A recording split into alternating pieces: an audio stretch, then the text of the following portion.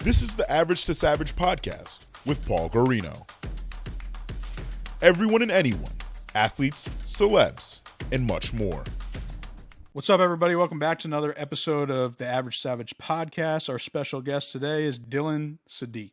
Dylan, how's it going? Appreciate you coming on. I'm doing great, man. It's a pleasure to be here. Yeah, for sure. I know we connected a while ago. I don't know if it was like last year or 2 years ago, but it feels like a while ago at least. So I know you've been killing it. So tell me how you got into making mosaics with Rubik's Cubes. Yeah, for sure, man. Yeah, we definitely spoke about it. Was about a year ago because I've only been doing this for about 18 months. My first mosaic ever was April of 2021. And the reason I started doing what I do today is because I study engineering in school. Well, I studied because I graduated from Rutgers University, studied biomedical engineering, and I started making these mosaics purely because when I was outside of the classroom during COVID, I wasn't creating these hands-on projects that I'm really used to doing as an engineer. So just to continue my education and continue these hands-on projects, I was creating some designs of my favorite professional athletes, and I took the time to perfect these designs, and I took a nice big leap and purchased about 1,000 cubes at one time, and I started creating my designs in person. That's a very simple engineering process. You come up with an idea, create a design, buy the materials that you need, and then execute. So I started executing these designs, and naturally, because of the day and age that we're in, I started recording a time lapse, super basic time lapse. Had no idea what I was doing. I'm not a content creator at the time, so threw up a time lapse, posted some of my favorite, I posted some of the mosaics I was making, tagged the teams that I made, and they seemed to love it, man. They showed a lot of love back. I got some immediate follows. First one I ever did was Luka Doncic for the Dallas Mavericks, and they followed me back, commented, asked to repost, and the reposts are, I think, things that really helped me out because all the other basketball teams started seeing me, and they were in my comment sections like, hey, can I get a video of my guy? Can you do this, dude? And all of a sudden now I have a nice little 20 team list, 30 team list. My list starts to grow, and I just continue to create the guys that they were asking me to do. So in turn, I started getting better at my design process. I started cutting down my times on my mosaics, and obviously the rest is history. I could go on with the story forever. Yeah, no, for sure. And was it you? Did you just start posting on TikTok first, or what was it? No, immediately. I tried to hit the major platforms, definitely TikTok and Instagram. Yeah. So my Instagram started from 0 followers. I didn't convert from a personal account. It was a 0 follower Instagram, 0 follower TikTok, and I just tried my best, posted on those two. Obviously now I've grown to different platforms. Kind of focused on YouTube Shorts. Maybe get into long. Yeah, man. Maybe get into long form like YouTube, Facebook Reels, which I didn't think was really important at all, but I guess now I'm on Facebook Reels and stuff like that. Yeah, it's crazy. It's crazy. Everything's changing. Everything always changes, but it's just so fast now with every social media stuff. Yeah. What has it been like? So you said Luka Doncic was your first one. So what was it like when teams started hitting you up? What was that feeling like? Yeah, man. Obviously, super, super fan reaction. You gotta call up the boys and be like, "Yo, guys, you won't believe the video I posted. They commented, they liked. It's obviously amazing. Even to this day, every time I get a verified comment or or follow, it really gives you that fan wow, this is really the team that you watch on TV and the one that you love." And the fact that they acknowledge me and not even notice me, but they acknowledge me and show love back is unbelievable, man. I can't even say I get used to it, even though I've had hundreds of interactions. Still super special. Yeah, that's awesome. And then you started all this while you were in college, and then what was that like? Kind of balancing school and then doing work. Yeah, man. Yeah. So I'll give you a timeline. So I started doing this April 2021, and obviously I was in school full time, spring and winter semesters, or spring and fall semesters. So I did that from April 2021 to I graduated May 2022. I would say I wasn't taking anything serious until about August 2021. So for a solid, 10 months or so, I was trying to balance it too, because I was really trying to take the college cuber seriously, but at the same time, I was still a full-time student and I had to travel to school, you know, Yeah. because I was a commuter. So I had to drive over an hour. So that was like, I'm not gonna lie, it was a little frustrating, because I really wanted to take the college cuber as serious as possible. I even had times of doubt, like, hey man, I don't even think it's worth finishing college.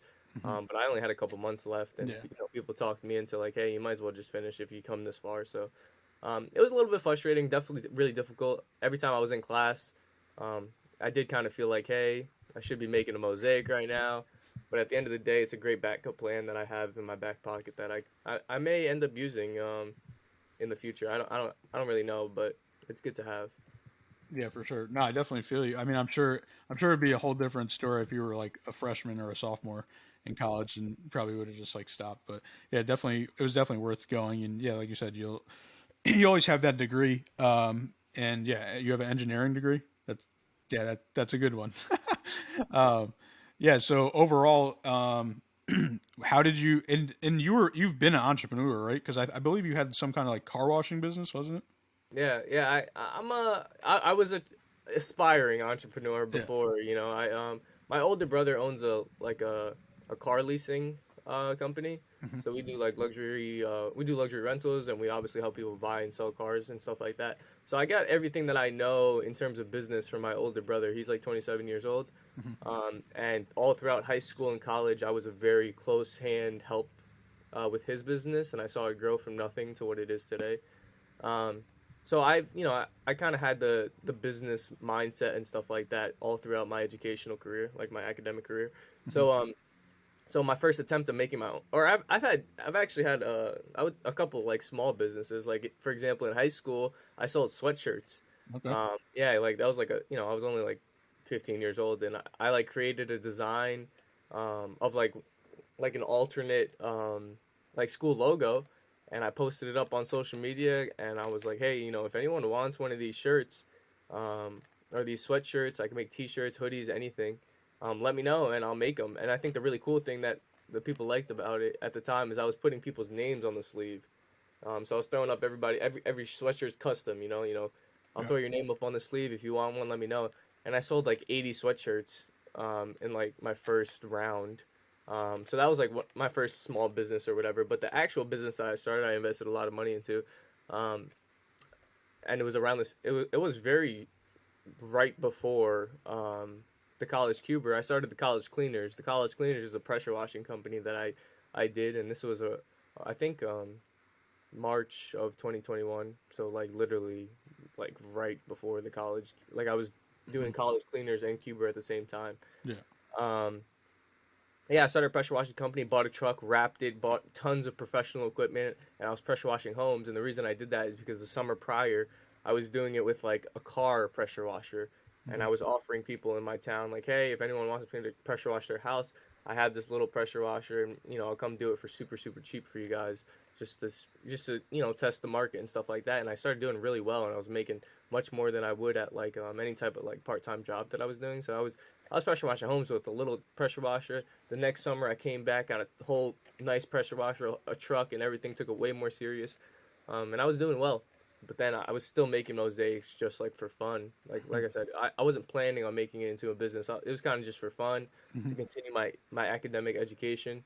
Um, but thankfully, it really kicked off, and shifted my focus fully from I took off.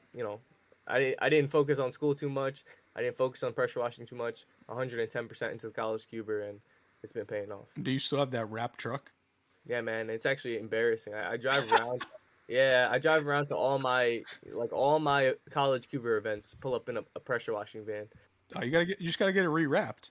Yeah, I know I gotta get it rewrapped, man, but I haven't given up on the pressure washing. I All think right. I think I'll outsource. Maybe I'll like hire some guys and, Yeah. and do it in the when the weather gets nice again because I'm from Jersey. When Yeah. the weather gets nice again, but I just can't give up the wrap, man. I spent so much money on that wrap. Yeah. I Like, feel you. yeah, I might just like convert the truck that I use now into the cleaners van. Like that's the cleaners van, and then I might buy a new truck for the cuber. There you Um, go. so I'm still thinking about it, but I know it's really embarrassing.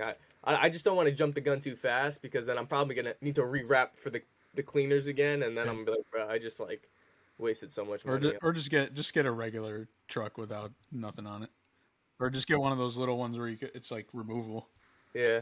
So yeah, I know I've That's been thinking funny. about it, but right now I'm in like I'm just contemplating it during the off season. I guess what did you originally want to be when you picked engineering?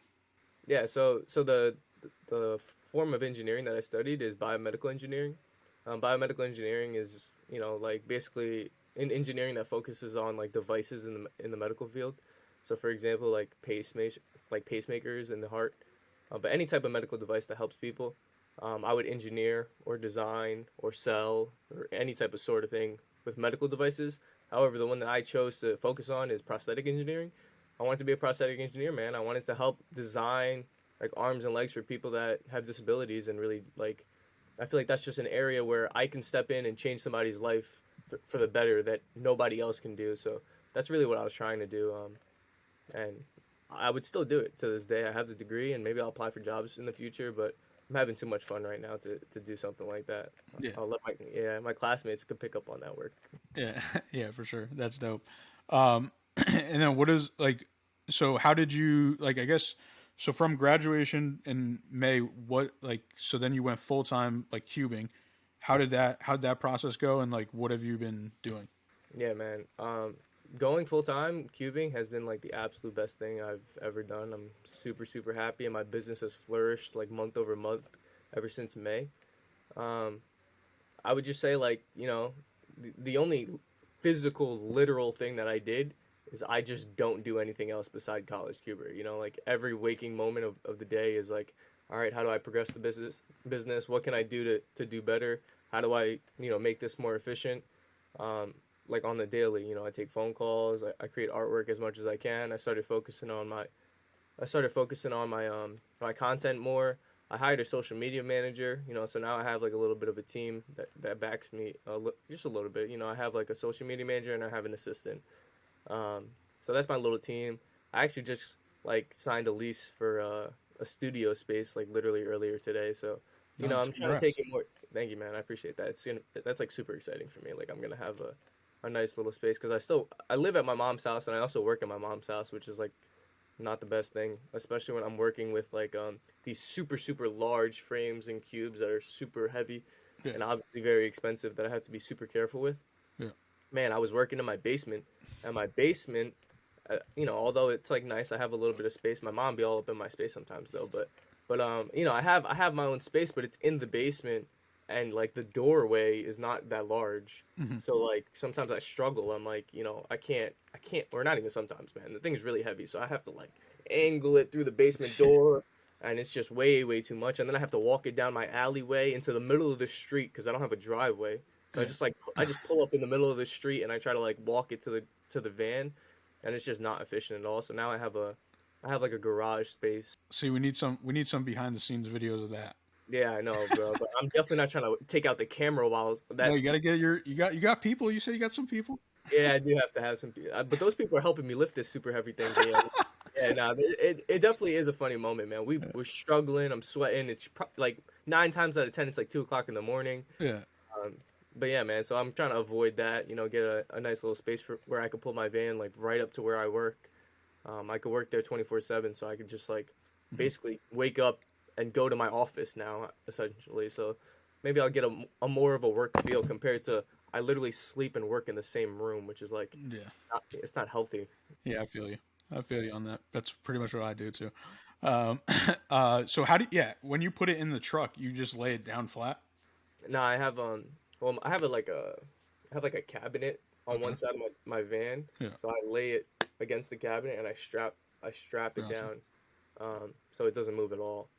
Um, it's stressful, but the straps are really really strong and they really like tie it down nice. Gotcha. And then how long does one of these take you? Like, what's the average time? Yeah, so there's obviously the time depends on like tons of things, how many cubes, the size, detail, and stuff like that. But the ones that you see on my social media, those are about 5.5 foot tall, 4 foot wide. There's 560 cubes that go into each one of those, and it takes me just under 3 hours to do one of those. So, you know, if I did nothing else in this world, if I only just cubed, I could bang out like three of these a day, like Hmm. hypothetically speaking. But there's tons of other things that go into it, like Yeah. my design process is like just as long, sometimes longer. Just creating these designs on the computer like take literally ridiculous amounts of hours. Mhm. Obviously, I have to manage my own business, so I do outreach, I do emails, meetings, all that other stuff. Um, and I also have to like record my content myself. I like record and edit Yeah. stuff too. So it's like, there's a lot of other things that go into it. But hypothetically speaking, 3 hours is really not that long. Just the physical build Yeah. is only 3 hours. So probably like a whole piece is like around 6 hours. Yeah, yeah, because like a design process plus, well, yeah, plus recording and editing. But yeah, Yeah. honestly, a work day is one piece. Like if you Gotcha. told me to make a piece, you got to give me all day. I'll get it to you at the end of the day. Makes sense. Yeah. And then did you officially get sponsored by Rubik's Cubes, or they just sent you some stuff? Yeah, so I don't use Rubik's cubes at all. I never did, Gotcha. and there's a story behind it. I don't even know how much I'm allowed to talk about it, but I'm gonna tell you because I don't really care. But yeah, so the company Rubik's Cube reached out to me a very long time ago, probably around the time that me and you spoke. Yeah. But this is before I was taking it full time. It was just like an idea. Like, I posted a couple videos, got some attention, but like I wasn't really making any substantial amount of money at the time. But Rubik's Cube reached out to me and they were like, "Hey Dylan, we'd like to offer you a brand ambassadorship." And I was like, "Okay, what does that include?" Okay, that includes, like we'll send you some free Rubik's Cube merch from time to time, and we'll send you, or like, we'll send you new products to test out and stuff like that. You also get a free set, like one free set for your mosaics. And I was like, okay, that's cool. But however, any other sets that you like to use, you purchase for a bulk price. And I was like, okay, what's the bulk price? The bulk price is more expensive than what I pay right now, Mhm. and the shipping time is longer than I wait for right now. And the biggest like I think this alone just tells you why I didn't work with them was the official Rubik's Cube has the word Rubik's on the white side. Yeah. Yeah, so like I'll just have like branding all over my artwork, which is like so ridiculous. Like I don't want Rubik's all over Kobe's face when I'm making Kobe. Like Yeah. I just want it to be the color that it's supposed to be. Like if it needs to be white, it should just be white. It shouldn't say Rubik's all over. That's like so stupid. That's like Watermark. yeah, literally. Yeah, Well, that's my biggest gripe is with photographers. And if I hire you, you're not putting your watermark on my stuff. I paid you to take pictures for me. yeah, it's So happening to me too, man. And yeah. it's like so stupid. But I interviewed a photographer. He's pretty famous for like weddings and all that. And I took the clip and he said, if your work is good enough, you don't need watermarks. So there you go. To all the photographers out there.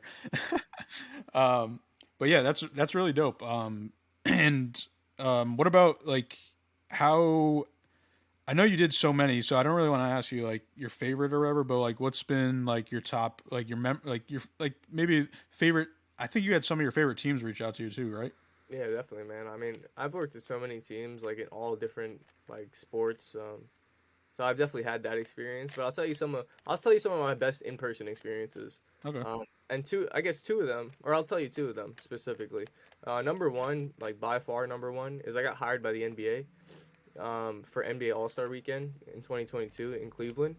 Um, so I actually didn't know what to expect. I don't know what they do NBA All Star Weekend because I've never had the opportunity to go out to an NBA All Star Weekend. But I got hired to perform at NBA All Star Weekend. It was like I think a 4 day like weekend. So I made a piece each day. So at the end I had four pieces, and the NBA bought everything that I had. So it was a huge deal for me, especially way back. This is in February before I was still in school at the time. You see, like I was like going to class, and then the next day I drove to Cleveland and worked with the NBA, and then drove back to class, which is like insane to It's me. crazy. So I worked with the NBA, and obviously this was a huge opportunity, and I'm super excited to display my artwork, like low key working with the NBA. But the biggest thing about that event is I was like the only non-NBA partner there. So everybody there was either sponsored by the NBA, partners with the NBA, or the NBA itself. And I was the only person in the room. I was like a creator or an artist or whatever you want to call me. I was the only person just not with the NBA. I'm just like hired by the NBA. And the only person that's like a creator, an artist, whatever you want to call me. Everybody else is like a large company trying to like, just share their sponsorship that they have with the NBA. So for example, AT&T, Wilson Basketball, Kia, Meta, things like that. NBA Top Shot. Anyways, you get the point. So Mhm. I was there, and it was obviously I had an amazing time. They gave me tickets to all the games and that stuff like that. But I met like the most life changing people there. Like everyone that was there. So obviously a lot of fans, but there was a lot of people that work in sports. A lot of people came up to me. I was like, "Hey Dylan, this is who I am. This is what I do. This is how I think I can help you. Hey Dylan, your thing's amazing. We might want to hire you in the future. Here's my card. Hey Dylan, like so on and so forth." I probably closed over 10 deals from February that I still close to this day, just from that weekend. So that was an unbelievable experience for my business, unbelievable experience for myself as a fan of the NBA. It was the 75th anniversary too, so like they had like the ceremony where all the 75th guys came out during like I think it was like pregame or halftime or something like that. Yeah. Um, and that was insane, man. I was like the fifth row, in Cleveland, like during the ceremony, and it was awesome. I was right by a tunnel too, so I saw all the guys run out. Um, Unbelievable, like absolutely unbelievable. That was my favorite experience ever. Yeah, that's awesome. What was the second one? Yeah. So the second one's a super recent one. And this is just like close to home and close to my heart. But I'm a Jets fan, so like the Jets just hired me for like a season long contract that I just finished. There was four things I did for the Jets. The first one is I went to their facility during schedule release, and I cubed their schedule release, which is awesome. Made Mhm. their schedule release like the day of schedule release, so I actually knew the schedule like 3 hours before anybody else, so I had enough time to cube the schedule. So I made the schedule like live, and then we posted it like during schedule release time. So that was dope, and then they hired me for like a season long essentially like package that we worked out. I came out to each one of the Ring of Honor games, and I cubed on the concourse in front of the MetLife gate, which is like their main stage and their main gate. I did my live performance with all the fans. Everyone came up to me. I did my thing, and then we brought my artwork onto the field during halftime at each one of the games during the ceremony of the Ring of Honor inductee. And then they purchased a piece for each one of the guys too. So that was like a absolute like you guys used my services to the max. Yeah. Literally MetLife is close to home. Yep. Like I'm a Jets fan. They're doing good, which is awesome. So like it was literally just completely perfect. I just finished that up like last week. Yeah, Um, that's dope. so that was awesome too. Like literally, it's just New York team showing love to a kid from Jersey or a kid from the area. So like you really can't ask for much more than that. I love when I work with New York teams, and I've worked with so many of them, man. I worked with the New Jersey not New Jersey, the New York Red Bulls. I worked with the New Jersey Devils many times. I worked with the Islanders the same weekend that I worked with the Jets. And then I just got an email from the Brooklyn Nets, which I'm hoping to close something real nice with them too. So Awesome. Did you did? I think did you do Aaron Judge? It wasn't like official though for the Yankees. I didn't do an Aaron Judge. I Oh, actually spoke to the Yankees one time. This is this is before Aaron Judge was even killing it. It yeah. might have even been preseason, but they asked me to make a Stanton at one time, and then I don't know. They ended up ghosting me. I didn't hear back from them. That happens all the time. It's not like Gotcha. I'm offended or anything, but that that things like that happen all the time. Gotcha. I think you know I'm big into boxing. I think you did one with Top Rank as well too, right? Yeah, my first time, man. First time getting into boxing a little bit. They reached out. And I made Devin Haney.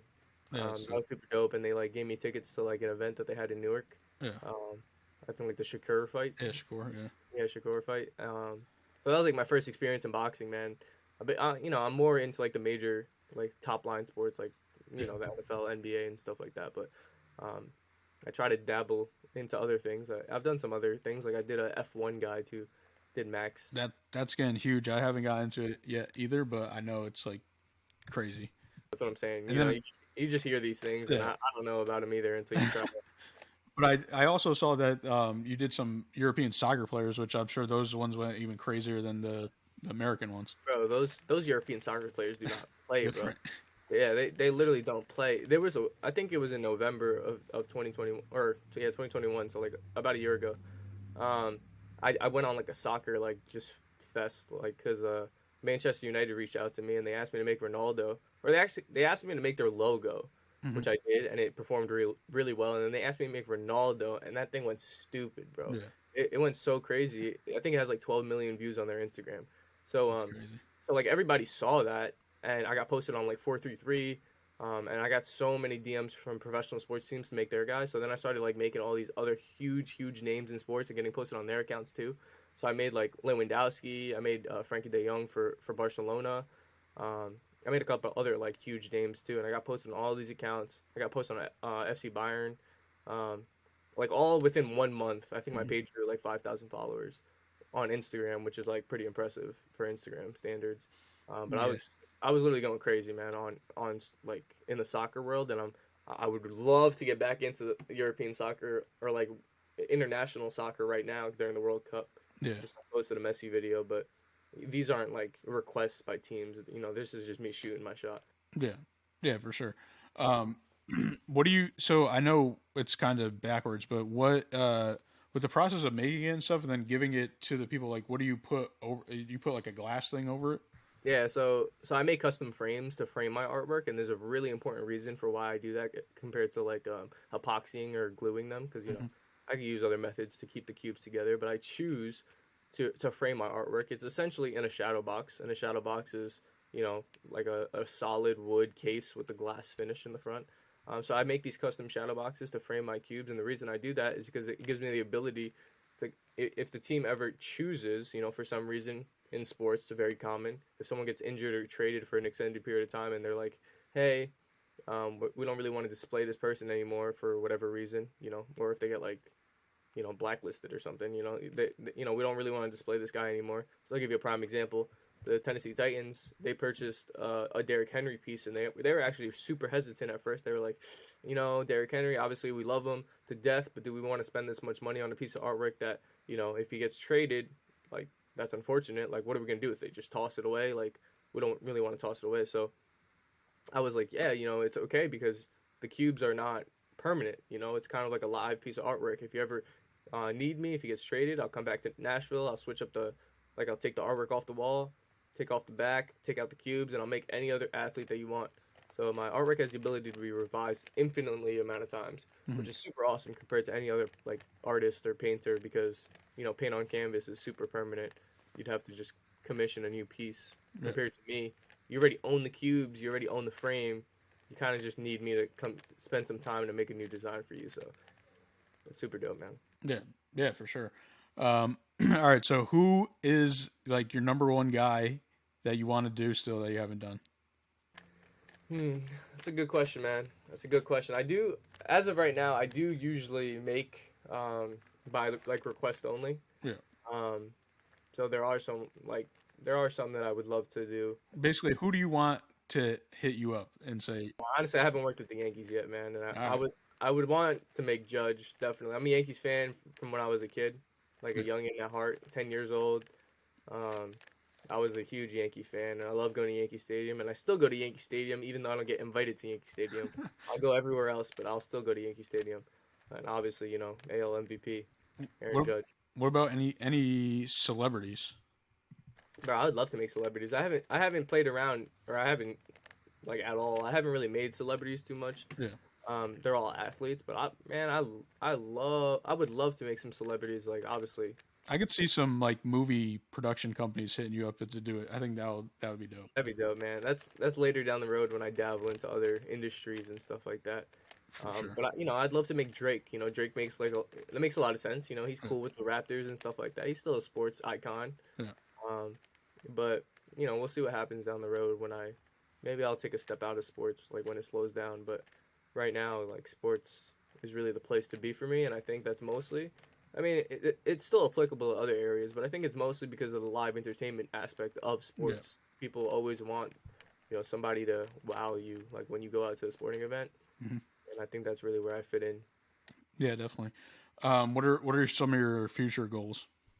Yeah, man. Obviously, my future goal is to just like continue to grow. I'm definitely not I'm in a happy spot right now, but you know, like I said, I just got a little studio. I'd love to make it like my like sanctuary, like where I could just do my thing and have all the cubes that I want. And honestly, maybe I'd love to get to a point where like as of right now, I'm very focused on business and continue to grow. I just want to get to the point where I could just make things that I want. But like my success continues, you know, because I'm very dependent on like my next gig, I need to make money in my next gig. Who wants to hire me to make what they want? But when I could just get into the spot where I'm just gonna make artwork just because I feel like it, and I could play around with different mediums other than Rubik's cubes, because at the end of the day, man, I can make any type of art. Mhm. Maybe I'll dabble into different things. Like, I'll give you an example actually. Like the New York Mets like was interested in a project to, test out using baseballs. Maybe I could just start doing, like baseballs, golf balls, like tennis balls. I can make them out of anything. If you give me enough of anything, I can make a mosaic out of it. Um, so I think when I get to the point where it's not so focused on business and I can just do whatever I want, I'm just gonna start doing a bunch of nonsense and like testing out different things. Maybe I'll use like some boxing gloves and make Muhammad Ali, Yeah. like but I'm gonna need like 10,000 boxing gloves. Yeah, But that's at the point where nothing matters anymore. for sure. Are you like just playing with a cube right now? Yeah, man, like all the time. Can you hear it? Yeah. Yeah, All right, you ready for some fun questions? yeah. Let's hear it. All right, I always ask everybody, what's your if I came to your city, where would you take me to go get food? Like, what's your favorite spot? It's really interesting. It's an interesting question. I wasn't expecting that, but you know, honestly, let me think for a second. Don't say no pizza spot though. Yeah, let me think for a second. Actually, where are you from? Connecticut, because Connecticut got the best pizza. That's what I'm saying. That's why.